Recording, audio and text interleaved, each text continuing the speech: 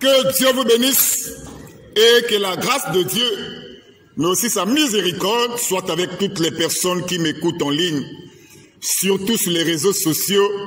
Je suis votre frère, le frère Jérémie d'Almeida Wycliffe. Je suis un serviteur de Dieu, mais aussi un prédicateur de l'Évangile. Aujourd'hui, nous allons parler de Mohammed, sauveur de l'humanité.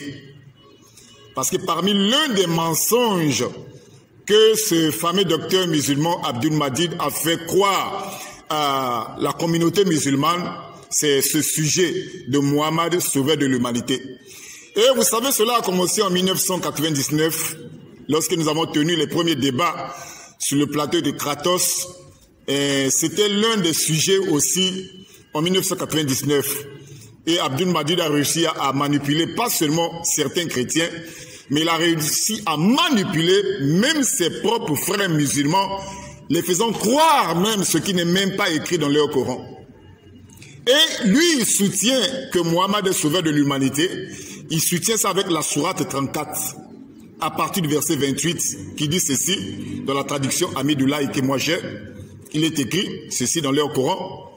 Nous t'avons envoyé, c'est-à-dire Mohammed, à la totalité des nations, comme annonciateur et avertisseur, mais la plupart des gens ne le savent pas.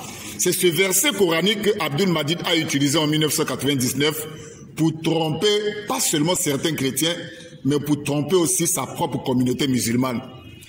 Or, le verset, le chapitre du Coran, ce chapitre ou cette sourate du Coran, la sourate 34, à partir du verset 28, ne dit même pas que Mohammed est le sauveur de l'humanité. Mais ce chapitre dit de façon claire, nous t'avons envoyé à la totalité des nations comme annonciateur et avertisseur, mais la plupart des gens ne le savent pas.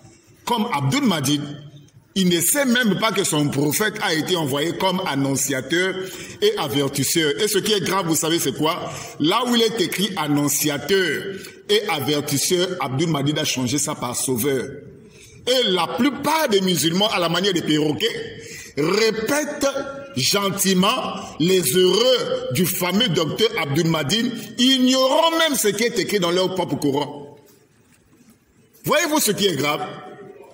Donc, pour ce fameux docteur musulman Abdul Majid, comme Mohammed est envoyé à l'univers, à la totalité des nations, c'est-à-dire l'univers, ça fait de Mohammed sauveur de l'humanité.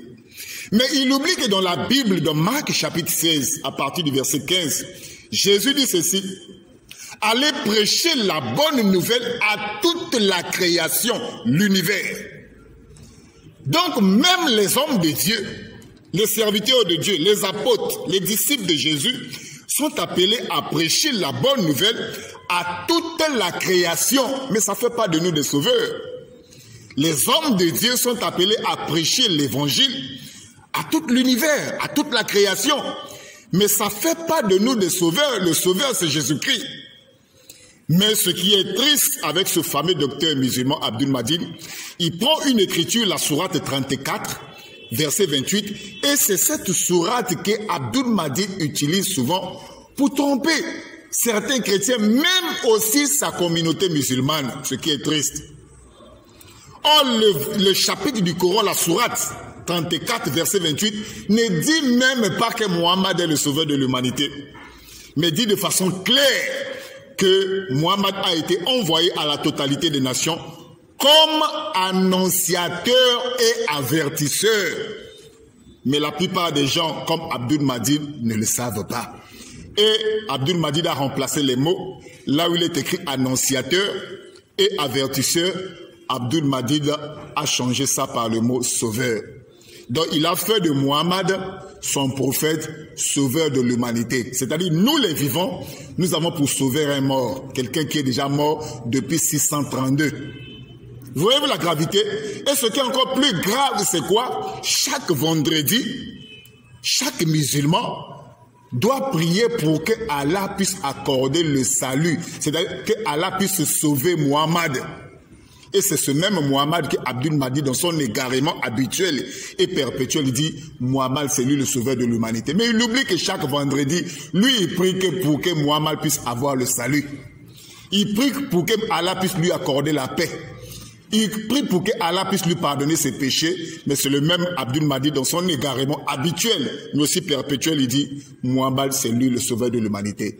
Il y a un seul sauveur de l'humanité, son nom c'est Jésus-Christ. Que Dieu vous bénisse. Amen.